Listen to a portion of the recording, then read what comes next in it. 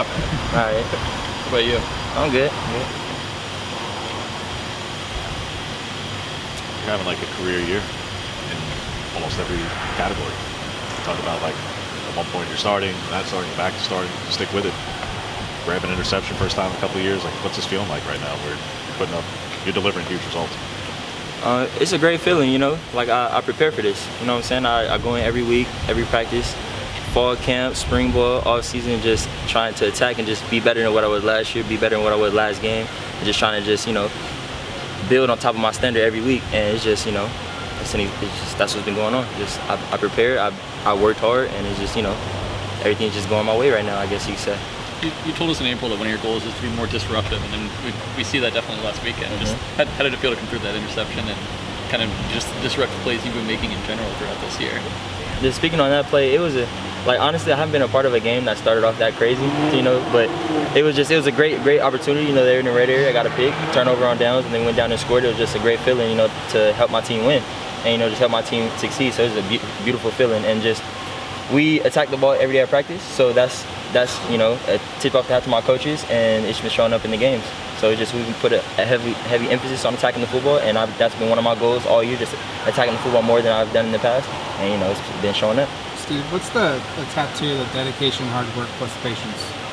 What's that mean to you? All right, so that's Nipsey Hussle. That's a quote from the song Dedication. So it's just dedication, hard work, and you know, plus patience, and it's just that's something I really just live by every day, because you know, you got to be dedicated, you got to work hard, and then sometimes you got to be patient, because you know, God's plan, it's not necessarily, you might not be ready for, you got to be ready for an opportunity whenever it comes, and you just always just have to, you know, have some patience, but just stick to it, and you never know when your time gonna come. Do you feel like that's an example of your career here? No, definitely. I just feel like I was one of those guys that had to come in and develop, learn, you know, build on my habits, understand how to, you know, go about my business and things like that, and you know, and finally, I just feel like I'm at that point to where I'm playing at an elite level, and I'm trying to, like I said, build on my standard, and it's just been exactly that.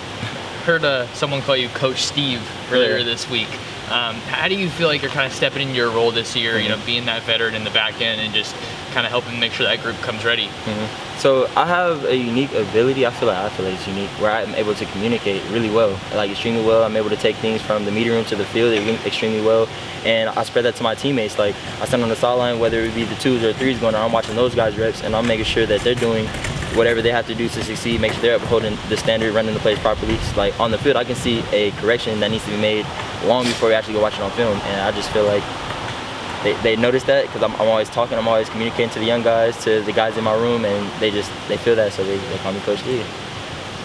Is that just a football thing, or do you feel like you're just a great communicator in like all walks of life? Yeah, no, I feel like it's all walks, honestly. Like, so I got my degree in journalism, focused in advertising, and we do a lot of group work and having to collaborate with different individuals, different groups, and have to speak a lot. So I just feel like it's just something I just able to do and all throughout my life, and just different aspects of my life. So, What has this series meant? say it one more time. What has this series against SC meant? I mean, to the players in particular. Like, you were part of the 19 game going down there. I don't think you played in the 20 game, but nevertheless, 20 game happened. What does this series against SC mean to the players, especially California guys? You know, me personally, I don't like making the game bigger than what it is. It's the biggest game because it's the next game. I don't really think on like the series and things like that. And I'm not saying no respect for the team or anything like that. You know, I respect that team highly. They're a great football team, but like I said, we're really just focused on us and playing to our standards. So whoever the opponent may be, that's what we're focused on that week. So I don't really think too far back on how much the series and things like that. So Looking at this group, Steve, it's you got Taisheem and Evan. How would you describe the identity of that safety group? You know, what kind of makes it special? it's special. It's a lot of veterans back there. A lot of guys that played a lot of football. A lot of playmakers, great communicators, work well together. You know, we hang out, we talk, we have fun with each other. So I'll just say it's just band of brothers, really. You guys have hardly left the field as long as BA has been away from the team. It's been mostly you, Taisheem, and Evan. What do you think goes into the endurance to play like 60, 70 snaps a game? Starts to practice, running to the ball, running from transition from different drill to different drill, just making sure you're giving effort in everything you do. So then, and along with special teams, because we all play a lot of special teams as well, and just starts at practice, and then so from practice building that endurance and able to do it in the game. Because in the game you do have those TV timeouts, you get the wet on the sideline while offense is out there. Where at practice we don't get that. It's constantly go, go, go, go, go. So what makes their offense challenging, starting with Caleb, but the receiving core, just everything that you have to prepare for in your position in the back end. They have a lot of elite players. They have really good skill players, from the receivers, the slots, the outsides, the running backs, and then they got the quarterback that's leading it, and they have a lot of elite players, a lot of great players, a lot of guys that got recruited to come here, but didn't end up coming here, and they have a lot of great players, and we got to account for all that. So, like I said, they're really explosive offense, and we got to make sure we look out for them. Is there anybody with the receivers who've given you guys a really good scout team look this week? Chris Hudson. I mean, I'm not gonna say Chris hasn't got lost in the shuffle or anything like that, but he's been on the scout team and he's been giving us a great look. And like I said, he was our full-time starter last year, but his role kind of switched. And like I said, he's been helping the defense out because he's giving us a great look on the scout team side of the ball. So definitely Chris Hudson. Who is he been playing the role of this week, or is he just doing multiple? I think he's kind of all over the place. Coach said earlier in practice this week that they were going to ask you DBs to cover receivers against the scout team up to 10 seconds at a time to kind of account for SU's ability to ad-lib. How's that been going?